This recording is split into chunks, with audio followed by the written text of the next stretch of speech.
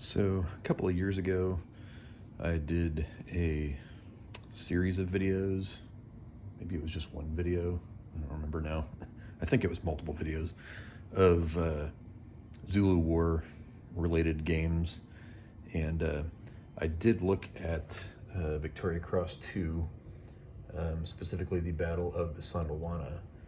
And that was on the other side of this board. But this board here, the current side that it's on, is Rorke's Drift. A couple months ago, I ended up picking up this miniatures set that Worthington Games had made available on their website through a company called WoFun, which is Wargaming Miniatures. And it's, I forget where it's from, Romania, Transylvania. So like Eastern European, I guess, is a company that made these. I forget what they are. They're not like an acrylic, like plastic, I think. It's like painted, or appears to be painted, and then I think they just print these, like somebody painted the designs for these, and then they printed them off. But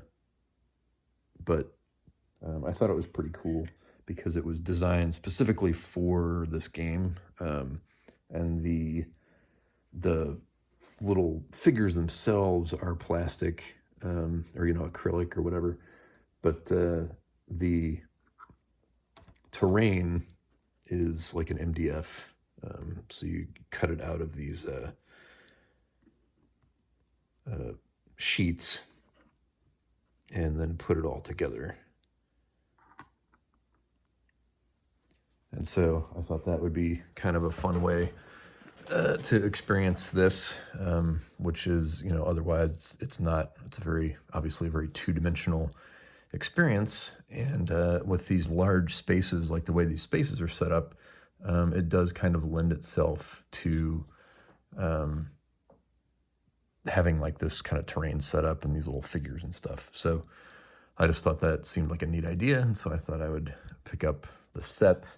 As you can see, it has little stands for all the different figures. They have the strength on there, like the Zulu ones here, for example, have their strength listed on there of varying sizes. You've got 10s and 5s on the big long bases, and then you've got 1s and 2s on smaller bases. And you can see there's a ton of Zulus over here.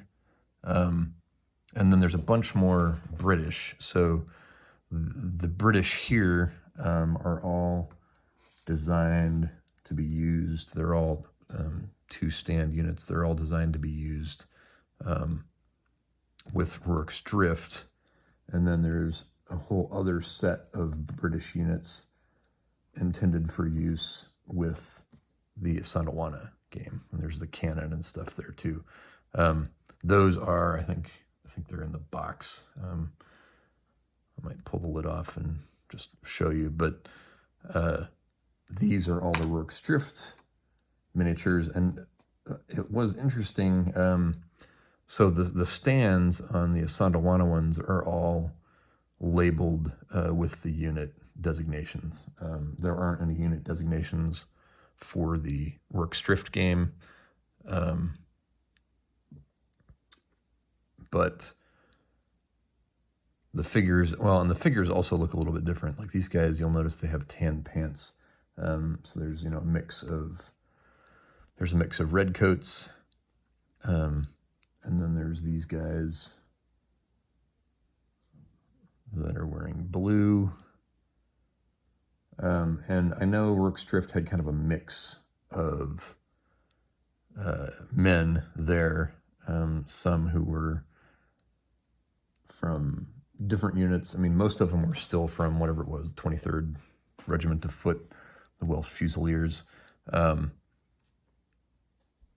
there may have been a little bit of difference. But all of the figures, and let me just pop the box off here, or pop the top of the box off, and see if I can pull out one of these units from the Assandawana game. So, like, there are some, so here's an example of the Assandawana. Like, here's 24th Company H, first of the 24th Company H. And like, they have blue, but then you'll see, like, first the 24th Company A, and they have the more traditional red coats with the blue pants, and the tea-stained pith helmets. So they're a little bit different. I mean, it is nice that the, and then they also have, I can believe, are these, I'm not sure if these are some of the cavalry guys, because there is cavalry at Assandawana, you can see here. And I had labeled them. So some of the leaders, or the cavalry ones, have, cavalry units, you know, have names, but they weren't printed on the stands. And so, yeah, so I actually wrote them down there. It was the same way with the Rorke Strift units, the leaders. So this is Bromhead. And so they were labeled on the, on like the sprue that I, you know, that you punch these little acrylic pieces out of, but they weren't labeled on the stands for the leaders. So I labeled them myself. So that was Bromhead. There's Color Sergeant Bourne. Now he has the blue pants on, as does Bromhead. And I think Chard is somewhere over here. Yeah. Yeah, there's Chard. Mutton Chops. He's got the blue pants. And then you've got E.C. Dalton here. He's in blue. And I think most of the officers would have been in blue uniforms, but maybe not at the time. I've read about this. I just can't remember some of the historical uniform stuff off the top of my head. But see here, so this is Durnford from the Assandawana, and there his stand is labeled. So there's just some inconsistency, you know, here. And this is here's the cannon with the crew.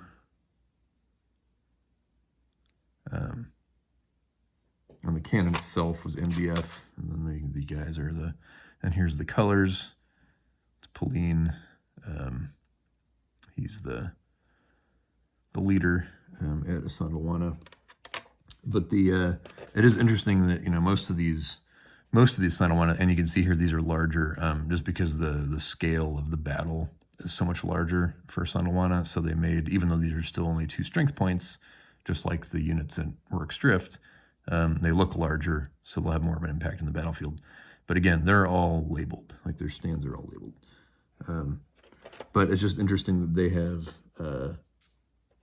the blue pants, you know, and the red coats, whereas none of the guys here, none of the units here at Rorke Strift, they all have like tan pants for some reason. And you can see some of these guys have the little cross markers on them. That means they've taken a casualty. Unlike in the game with the counters, you can't flip these over, so to show that they've been damaged. So that's why they have the little markers that you put on them to show that units have been wounded. But so that's a look at the miniatures. The buildings are all, and they both have, the 2 buildings have removable roofs that you can put on there, you know, which looks nice. And you can see here there's a little fire marker for the hospital. So once the hospital's on fire, you can mark it with that. But then you can remove the roofs, obviously, so you can have guys, like these guys are when they're in zone H, that means they're on the roof, not actually in the building. Zone G still functioning as the hospital there. And then, the buildings themselves are on a base that replicates the zones as they appear on the game board. So that's pretty cool. And then all the fencing and stuff, corresponds to, you got the wall of mealy bags. And then here you've got, what is that? The biscuit boxes. You've got the redoubt here, which is the heap of mealy bags. I'm not sure if you end up moving a lot of guys into zone D. Obviously you're not going to be able to stand a lot of these stands on here if you have more than one. It's like pretty much just one guy can fit in there. But, again, it's a nice representation. You've got your wounded guys here. These are the guys that were dragged out of the hospital. All these units start in the hospital, and you have to start making your way out with them once the Zulus actually hit the hospital. And you can see the game here is finished, and I was, repelling a Zulu assault on the stone crawl there, and then these guys were all firing. I had a big, massive Zulu units up there. I used the solo rules for this, but I'm not sure how good they are. The Zulu movement, I don't think gives the Zulus much of a chance.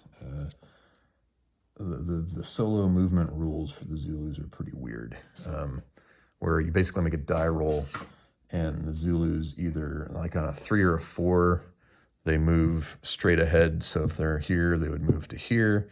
If they had a leader, they could move 2. So if they had a leader with them and were back here, they could move 2 spaces forward and, get into melee range here. But most of the time, I end up rolling a roll that makes them move either to the left or to the right of the zone that they're in. Now, there can be modifiers to this roll. If they have units already to their left or right, it can modify the die roll one way or the other with a +1 or -1. I forget which is which. So that can potentially change things to get the Zulus to move forward. But for most of the game, the Zulus were just kind of circling around outside and just getting shot by the British. And the British would kind of move, to one side or to the other. And, I was kind of usually in 2 groups. I had one group kind of over by the hospital and another group that was over here. Most of the Zulus started coming in from this direction.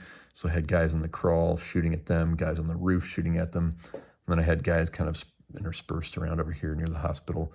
The Zulus did attack the hospital eventually. I think I had some that started here and were able to move forward enough to a point where they could actually attack the hospital.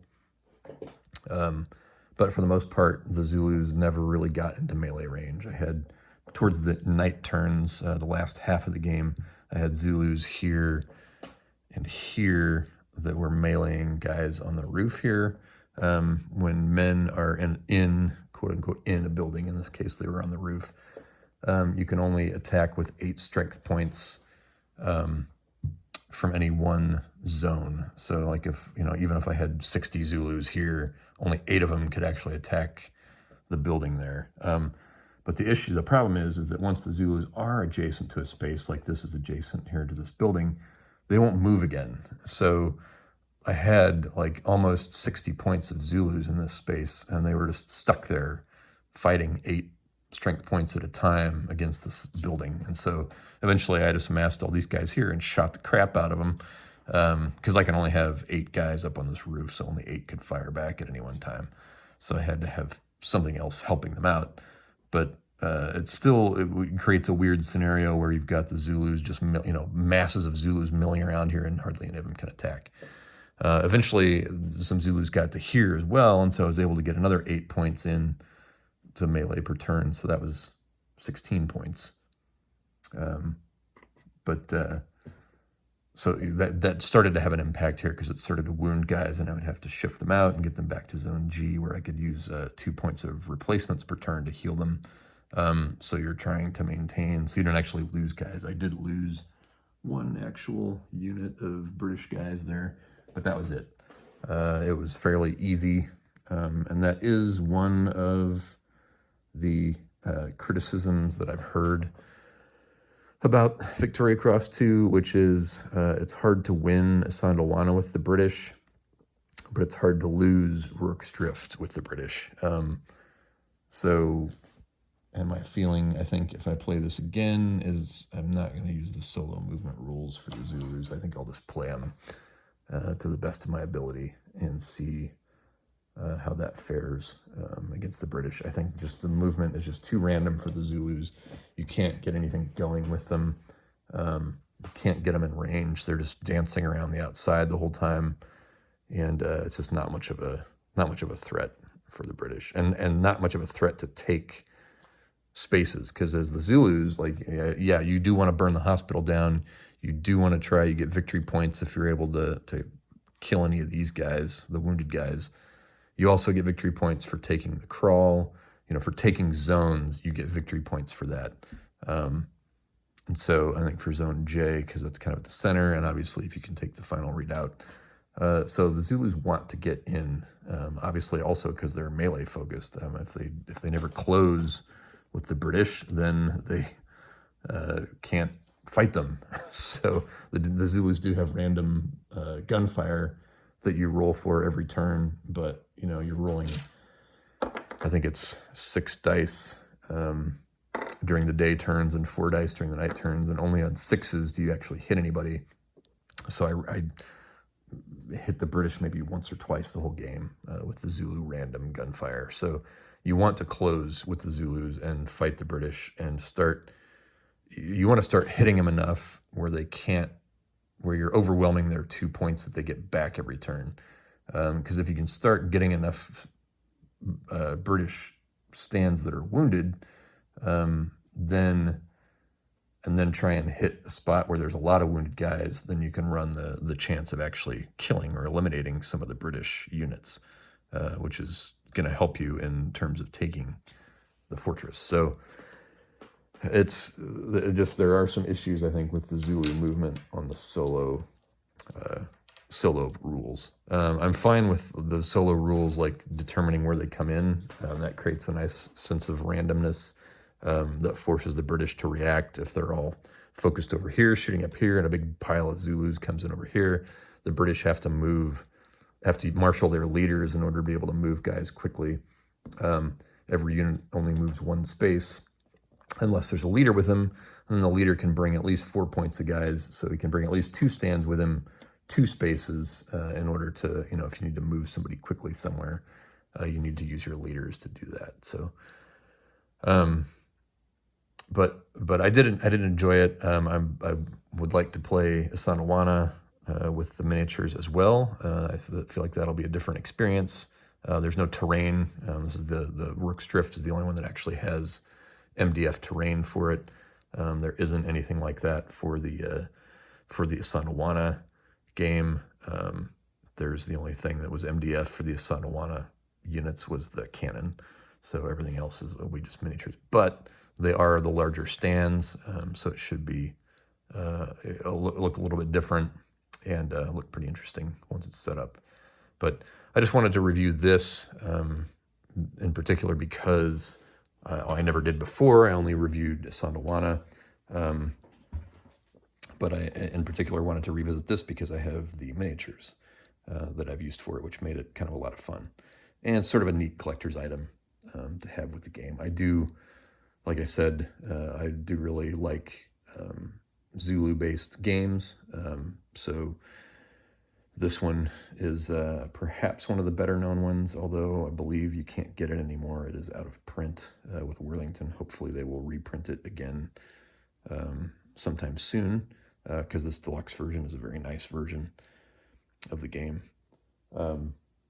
But anyway, yeah, so I thought I'd just share my thoughts on Rorke's Drift.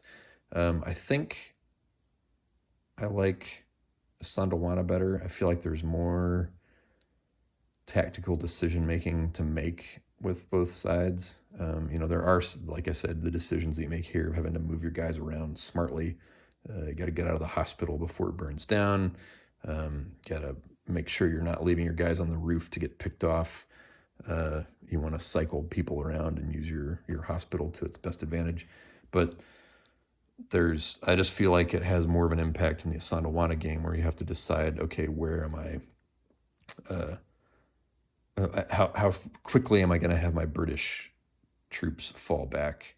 Do I try and make use of the cannon, or do I try and move it to a better position? Like, you have to weigh all these decisions, and as you're running out of time, essentially, to make those decisions. I just feel like the tactical decisions are more impactful in the Asanawana game. But both are good. This is probably one of the better representations of Rorke's Drift. I do want to do a review of Zulus on the Ramparts, which I did not do, I don't think, in my last coverage of the Zulu war games that I did. I think there was this Rorke's Drift battle, and Zulus on the Ramparts were the two that I had not done when I went through those videos before. So maybe I will do that in a future video.